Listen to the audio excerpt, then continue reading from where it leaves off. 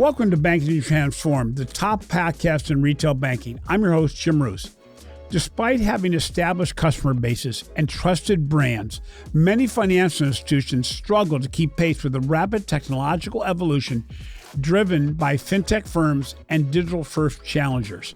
The potential of AI to transform banking operations, enhance customer experiences, and unlock new revenue streams is evident. Yet implementation continues to be a significant struggle. I'm joined on the Banking Transformed podcast by Marc Corbett, Director of Solutions Engineering Americas for Backbase, to discuss one of the most pressing challenges facing retail banks today, effectively deploying AI solutions to drive growth. We'll explore how retail banks can effectively overcome implementation challenges, harness AI technologies, and transition from reactive to proactive business model. Marc brings valuable insights on navigating this complex landscape to unlock what Backbase calls the growth mode, a state where banks can fully leverage AI to drive sustainable competitive advantage in today's hyper-competitive marketplace.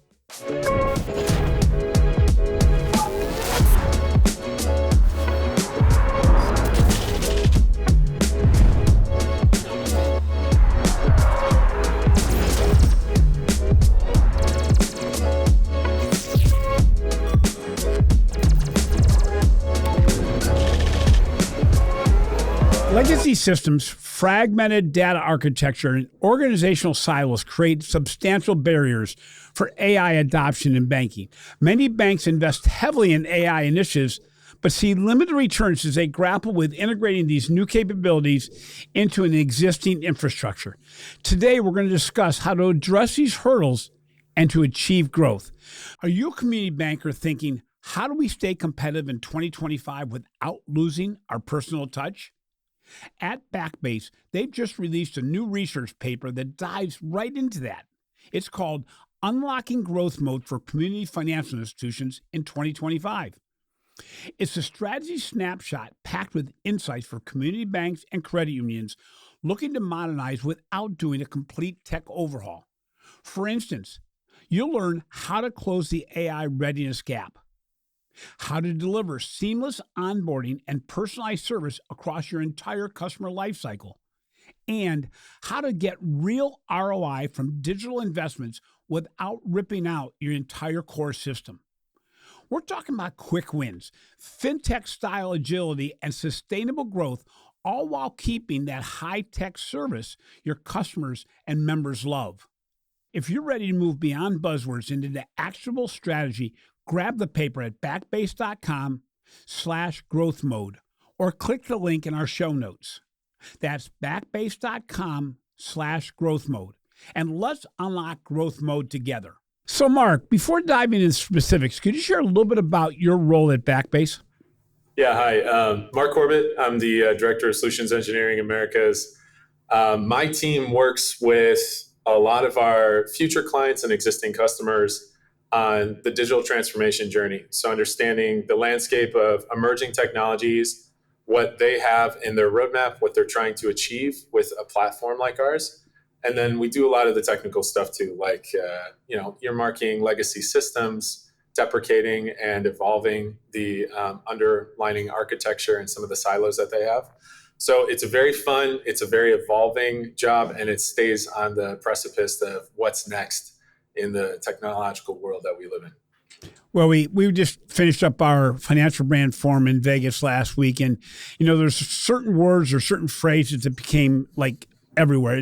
It's been a couple of years now that AI is just on everybody's tip of the tongue, but I see, as I'm talking to organizations on the podcast that I visit with them at our event last week, there's a little difference between the talk and the walk. And we're obviously seeing a lot of disruption in banking. We're seeing that traditional banks' primary challenges are around competing with fintechs and digital-first challengers.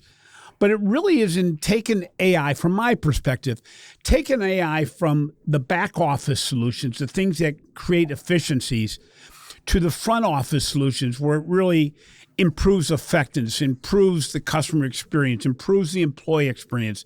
So what are the challenges that you're seeing the most when financial institutions are trying to really deploy AI? I think it's the same song and dance, that we've seen throughout the last decade. While everybody's been focusing on, let's get to the next modernization of our software stack. Let's bring an application to our customers, right? We've seen the evolution of Web 2.0 and then into mobile. And now AI is a new tool, but it doesn't mean that the landscape's changed. So I still see the same problems I saw a decade ago when I was first starting at Backbase, which is legacy systems, fragmented data, organizational silos. Business and technology aren't working as one. Agility and speed is always going to be probably the largest cog in the wheel, I think, when we get into some of these transformations and journeys. And customer expectations, right? Are we really synchronizing the data set that we have access to and meeting our customers where they are? Because, Jim, you were talking about it when you were on the Banking Reinvented podcast over here in Amsterdam. It's, a user who's jumping into an Uber. They're not just getting a ride experience anymore. They're being brought a lot of services along the way. Same thing with Amazon and many of the other vendors in the space. So why can't that FI experience be any different? Well, it's interesting. We talk about the fact that legacy technology is certainly a major barrier to innovation. But organizations now are trying to address this challenge. They're trying to look at different ways of updating their core, updating their back office, modernizing banking.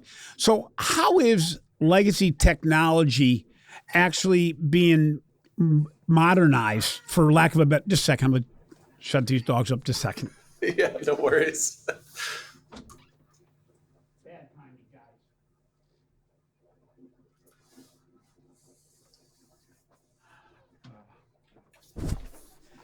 I got 4 of them here today, so this is interesting. Okay. Damn, man. That's a lot of Yeah, talk. we got one of our own, 2 of my sons and his brides, and 1 of her family. So we're doing doggy daycare here today. So here we go again. So legacy technology is often cited as a major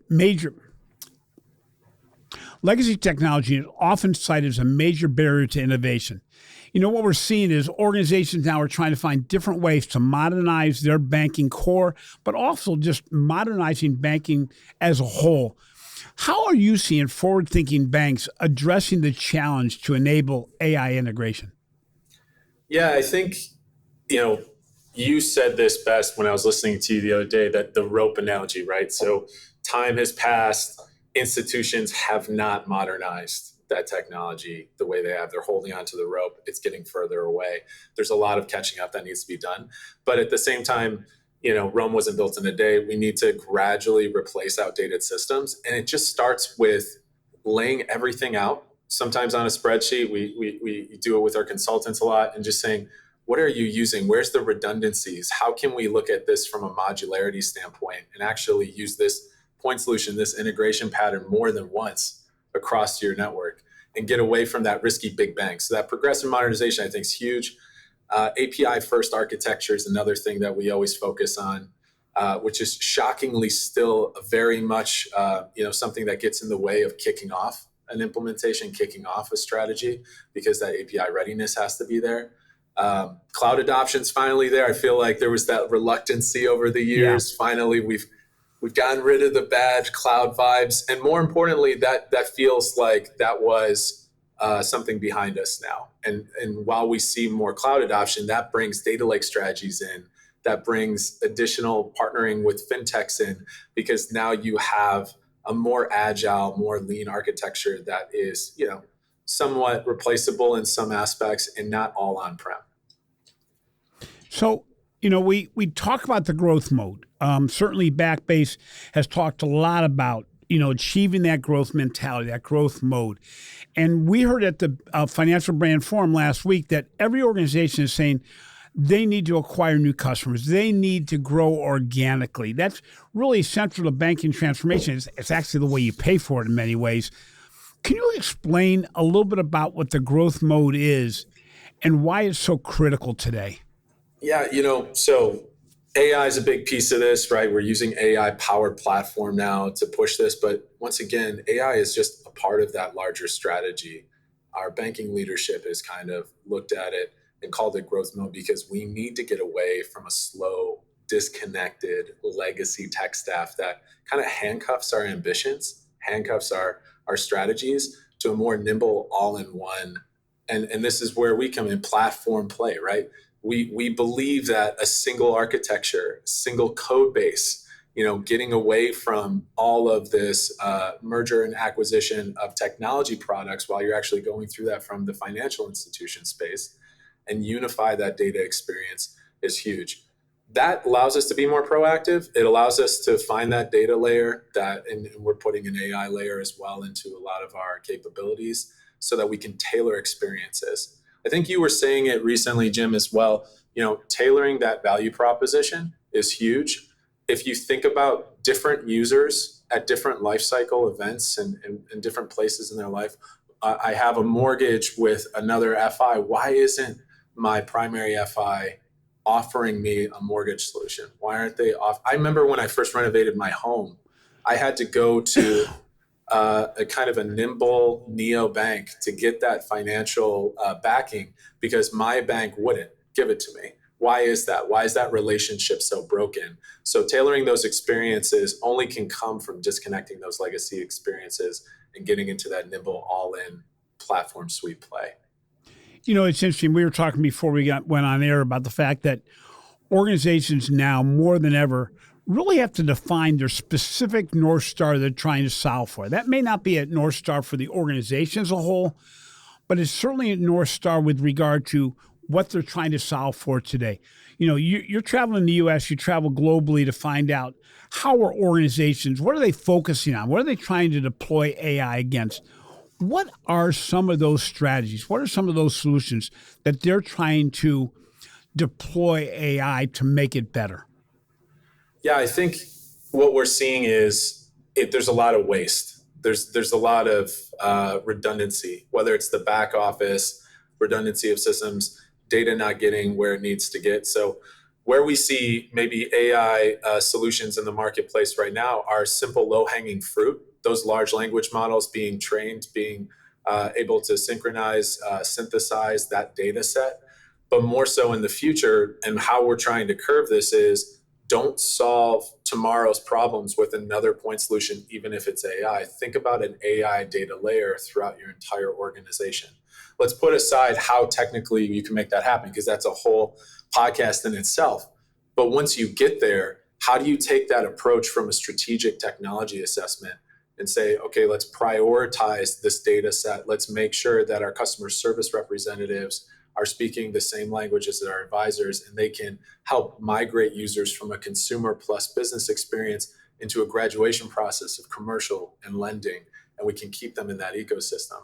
If we're not talking the same language from a data set, we're going to lose out on a lot of those opportunities for our customers. And I think that's where AI is really helping us strategize and move quickly in the marketplace. So is most of what you're seeing still really back office modernization, trying to take cost out of the equation, traditional banking mentality? Or are they starting to open the doors towards what we talk about a lot but don't deploy very much, which are customer-facing opportunities, be it in the consumer, small business, or commercial banking areas? Are we starting to see, at least for the most progressive organizations, some strategies that are being deployed to make banking better for those who they serve?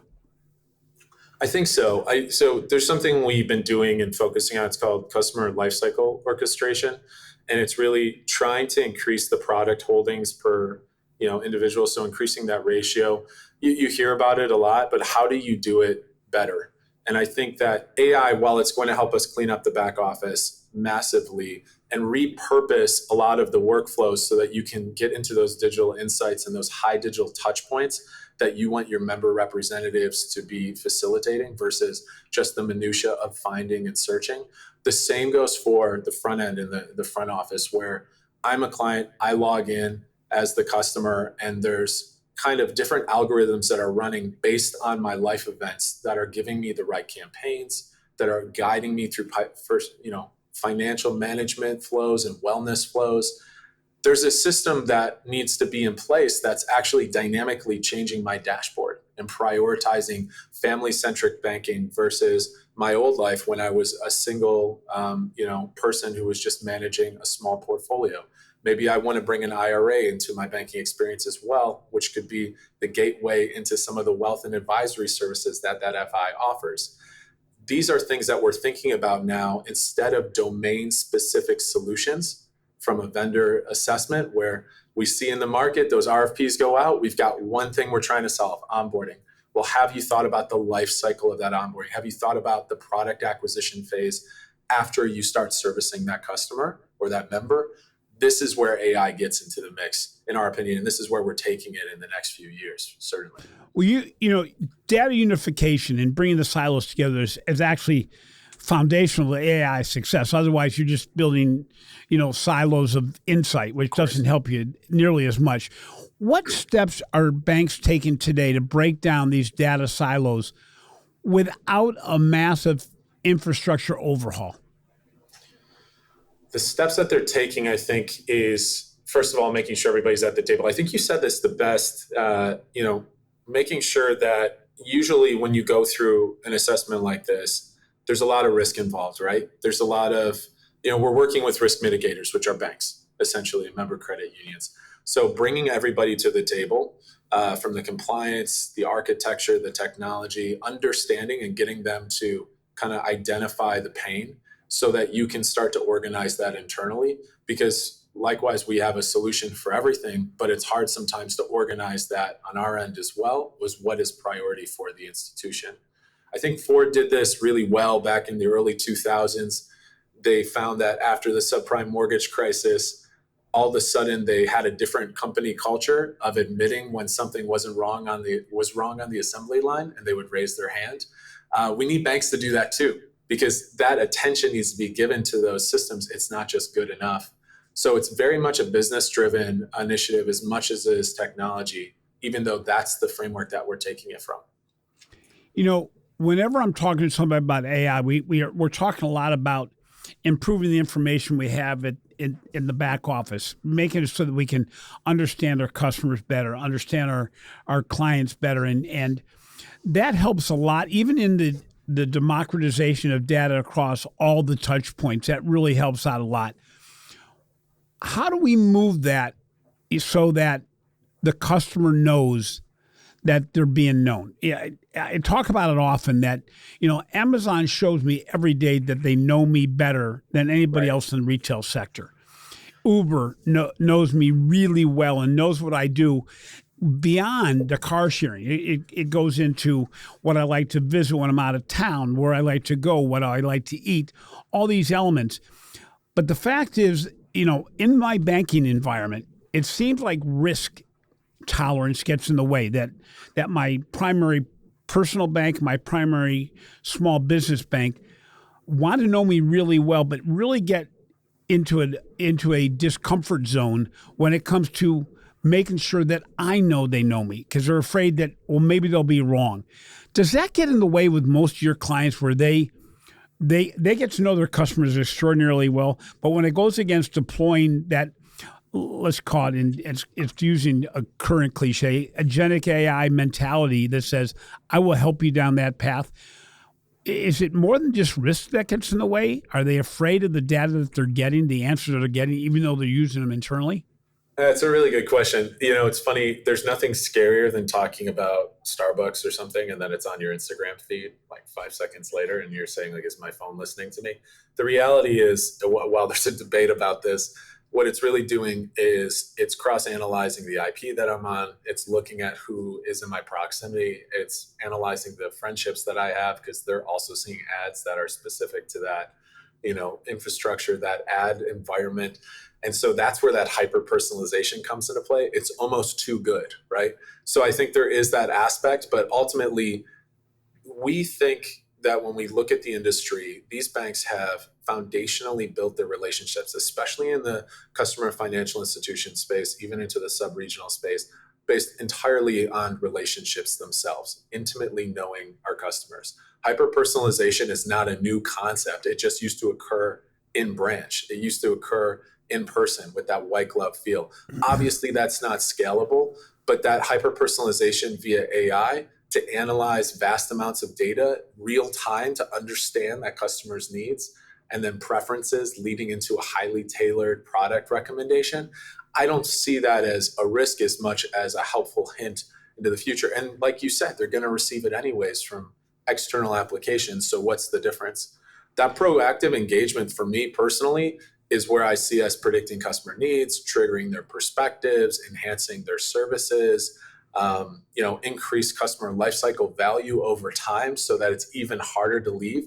Things that we're doing with a completely built-in family application where I'm ramping up my child now within the same FI, giving them access to a virtual credit card. It's not a rapidly new concept, but it's real time, and it communicates now both with downstream with my system of record and that engagement layer, and therefore I trust it. And I think that's really building that trust model long term is the only way to retain these customers. Otherwise, they're going to go elsewhere, to Venmo, to Square Cash. You say it so well, because I think that instead of breaking down the trust, I think the customer's becoming much more tolerant of what I'll call mistakes. Okay, so my son and his new bride are living with us for a few months, and I see that my Hulu is all screwed up now because it's all got the things he likes watching as opposed to things that I like watching, and so I got to search for the shows that I was used to watching. But you know what? I think any human today is going to understand why that happened. Okay. Yeah. We just went through a wedding, and so everything that was purchased at Amazon had to do with the celebration and different elements of the wedding. And most recently, not with the same people, but a baby shower my wife just put on for a relative of ours. We realize that certain things are being offered to us that may not be any longer applicable. And I think financial institutions really have to understand that, as you mentioned, the way to build trust is to show that we're looking out for them, that we're trying to solve their problems, and that every once in a while we'll have a mismatch. But that's not the end of the world. And in fact, with AI, you could actually tag those households or those people that may not feel comfortable in this zone. So you just say, you know what, we're not going to hyper-personalize on this person. They just don't like it. And it may be different within a household. I know my wife would feel a lot less comfortable than I will because I understand where it's coming from. I kind of get jazzed by the attempts at times to, on Instagram to post something that's going to apply to what I was looking at somewhere else during the same day. I think it's important because we're not going to be able to achieve the massive opportunities in AI unless we embrace some of the opportunities it gives us. And we can't just ignore them because, as you mentioned, the customer now knows you can do this. So if you don't do it, if you don't start combining outside information with inside information, they're going to feel like, you know what, I got to look for those alternatives that understand me better. I did that with my business bank where I all of a sudden realized that PayPal knows me a whole lot better than they do as far as how I run my business. It wasn't like it was not available to my traditional financial institution. They just didn't do it. And, how do you see in the future this really impacting? Because we're talking about the growth mode, not just the acquisition of new customers, but really improving the customer lifetime value over the lifetime of the relationship. Yeah. So, I want to touch on something you said right there really quick as well, which is the culture of experimentation. Yeah. I think that there's this culture of experimentation that's occurring within our institution. I think a lot of vendors are doing it, which is how can AI transform our landscape? Because I think our CEO, Yao, said it the best. It's like the light bulb, right? You can't get away from it. It's going to change the whole world, whether you like it or not. It's going to change the way that we operate and interact with one another, agentic or not. And putting that AI facility and data layer into your application set is going to enable you for future opportunities. So it's just a new factor. It's a new tool set, but it, dramatically changes the landscape. So back to the future, from that context, you can look at a lot of white papers out there that talk about AI 2027, the experimentation of agentic AI in the last year. You were saying, on our podcast, 2022 is when this stuff started occurring. And now here we are only 2.5 years later. And look at the transformation it's had, not just on your LinkedIn feed, but in the entire industry. I think hyper-personalization, customer experiences is something that we will see on a level that, is unbeknownst to us at this moment from a banking landscape. Even the Chases, the USAs of the world are going to struggle to keep up with the agility of that, because even them of their massive size will have to build in-house teams to change the way they architect in order to deliver that instantaneous kind of agile environment where you can give a different demographic, a different audience, a completely different interface based on that hyper-personalization. And that's where you win if you have an open architecture. AI-powered financial wellness is going to be huge. We already see it with the rocket monies. You've talked about using Acorn. Now it's how do we combine those well-known tools into the tooling landscape of knowing our customers real time, delivering that data in the same breath. And then there's that intelligent automation of customer services as well. So I think you still get to the point where you need help. You have a dispute, you have a transaction issue, and it's how can we get ahead of that? Because that's massively expensive for the institution managing those disputes. And there's vendors out there today, I think, who watch those disputes, try to get ahead of them so that they can say, actually, this is a subscription. I can help you with the management, but AI is going to deliver more of those customer services automatically. You're going to be less on the phone and more with prompts to those, kind of socializing engines within the application itself. We've built an AI assistant already within our mobile apps, huge amount of use cases that you can apply that to. And then ultimately innovation. I think the innovation we saw for the last decade will seem like a blip relative to what we're going to see in the future. Yeah, and innovation that's not just an enhancement to a current product, but maybe the elimination of the way we look at the product set. I think that, overall the checking account is in many cases no longer the primary financial relationship. It is in some cases, but there's many people, my son for one, who I'd say it's a Venmo plus his credit card and his debit card because he uses cards more than anything. And it's a credit relationship right now for him as opposed to he's never written a check in his life and never had a check in his life. So that is not the relationship or the engagement function that it was before. In addition, I think the actual collapsing of channels so that they all work with a common, as you mentioned earlier, a common basis of information where they're acting the same. They're not re-asking questions.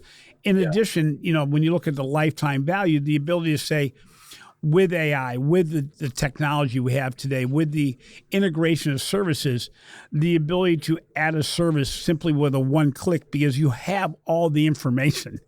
Yes, we need it in different silos within the product set, but the reality is if we hold it within the organization, we've got to make it so they can work with each other seamlessly in a flawless way. Otherwise, we're going to lose that customer. Backbase has really done a lot with regard to expanding the realm of how AI and how the growth model can really be achieved. We talked on one of the other podcasts within this series around commercial banking. That is a key focus area, and it's actually commercial and small business I'm going to use interchangeably because they both leverage services beyond what the consumer usually uses. What specific AI applications are showing the most promise in the commercial and the small business set? Yeah, I think first and foremost with the commercial landscape, you're so right. So you could talk to a small, medium business segment in a larger institution that's 50 billion in assets and above, and that's actually commercial banking to a CFI. So it's a broad scope, and it really depends on the functionality that we're offering up to the end user.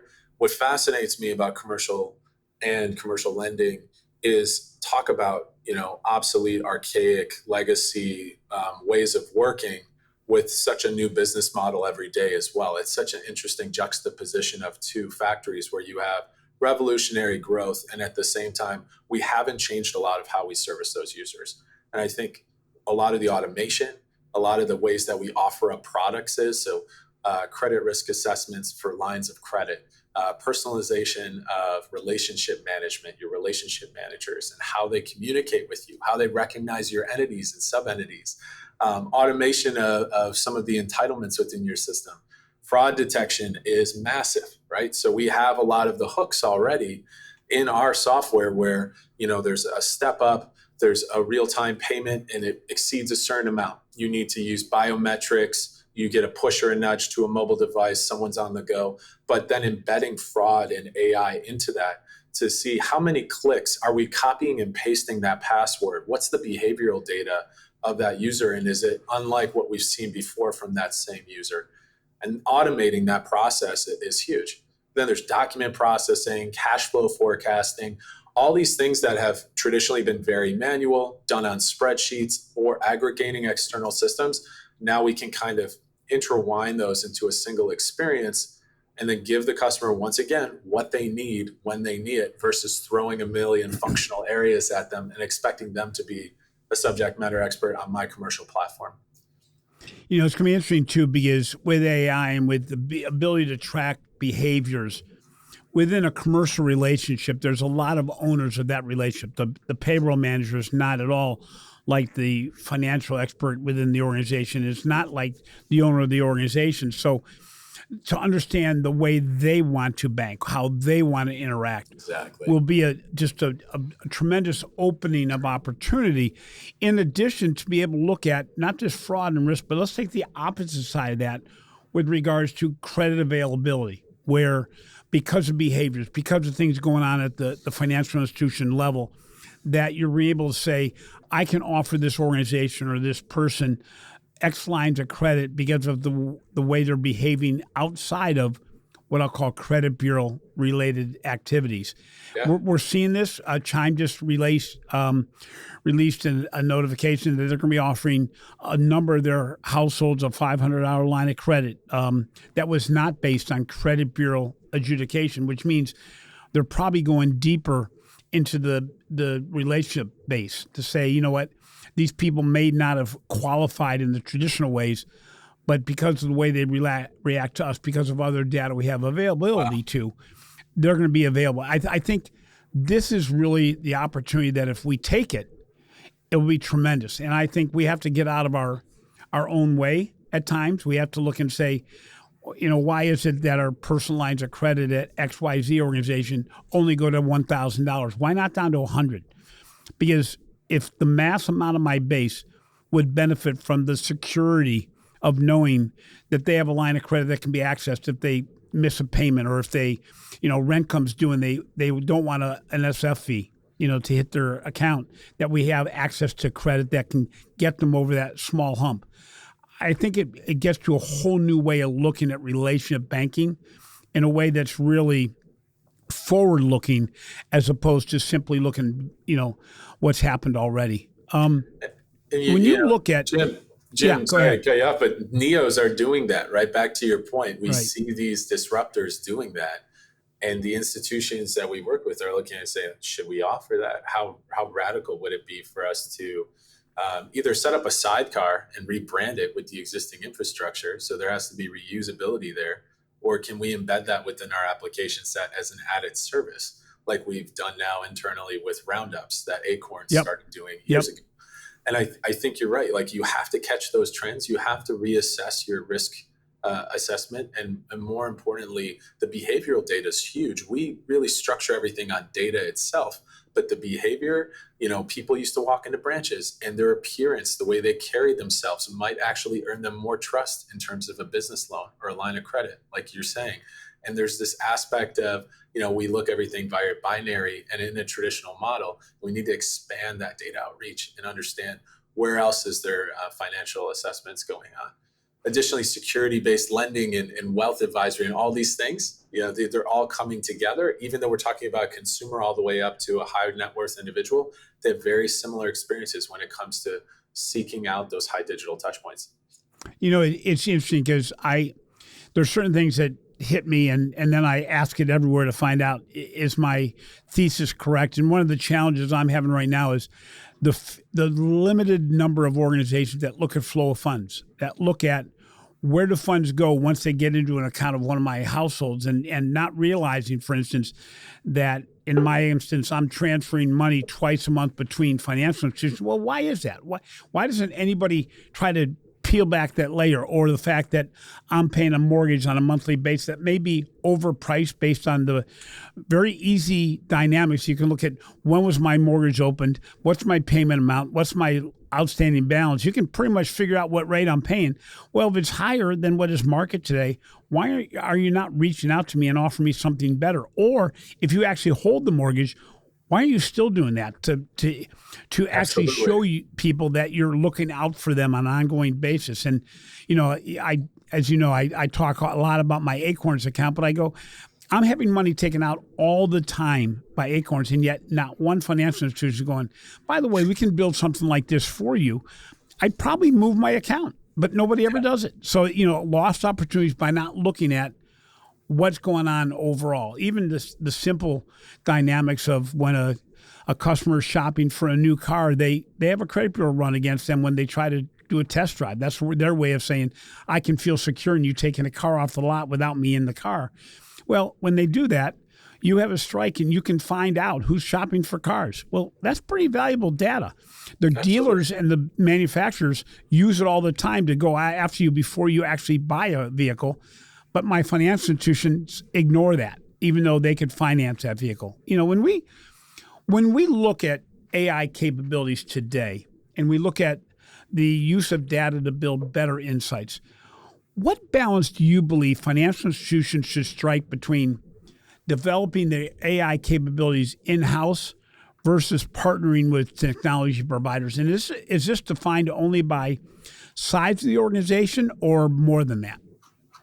Yeah, so this is going to be contentious because I'm going to be biased as a provider of a platform. So take it with a grain of salt. But we've looked at dozens of institutions who've built in-house capabilities and institutions who've acquired in-house capabilities from vendors in like a single source of truth kind of way in terms of, I have one problem, I need a point solution, let's put it in place.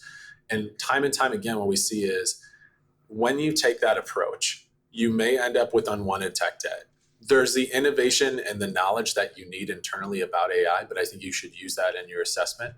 And where we come from the perspective is let us be the kind of software development efficiency that you're looking for. Let us bring the platform in, and then you make those holistic choices now that you have someone who's basically funding an AI initiative within your organization from a larger group and team globally.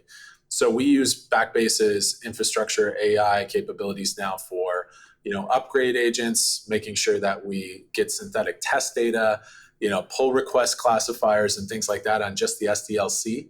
And that cost really drives down from a software development lifecycle standpoint. So you get productivity gains, but ultimately what we're really driving towards is you come to us and you say, hey, Backbase, what's in your roadmap? And we show you what's in there. You say, well, actually, I'd like to, develop a feature faster than that. Okay, well, let's give you the keys to the castle and open it up. It's powered by the agentic AI. There's that AI and data layer below it. So now you can use your own sources in order to build and expand on that roadmap and potentially even partner with it if it's an initiative that we see fit. This is a good, I think, harmonious relationship we have with a lot of our even smaller CFIs in the space who want to take that risk, but don't want to necessarily hire 15 AI developers or people in the market who don't really want to take on that risk in general about the management and cost of that total cost of ownership over the next 5 years. Well, it's interesting because it's not just the risk, it's the reality that, solution providers out there have had to invest in AI developers, coders, everything that has to do with AI right now in order to be competitive. And, we can take the smallest solution set out there, and the providers that are really focusing on their realm of influence are doubling and tripling down to make sure that they're going to get it right because they need to stay in business. Why not partner with them who've already gone through all the trials and tribulations, have already gone through the detours and the shortcuts that are necessary with other organizations like mine? Why do I need to get all these people with these specialties when they're out there already? What's exciting, as I've said it before, is that the most innovation, the most progressive organizations right now are the biggest and the smallest, because the biggest have the funds. The smallest actually have the ability to partner with some of the most progressive organizations like Backbase that are out there that can support their efforts in either a complete overall positioning or in very segmented ways to meet their, to hit their North Star, which is pretty exciting. So, You've been in the business for a while. You've been at Backbase for a while. What excites you about the future with regard to AI growth strategies? Yeah, I mean, there's a lot, right? I think this has created a completely new landscape that I thought that maybe wasn't going to be available to us in the next 5 years.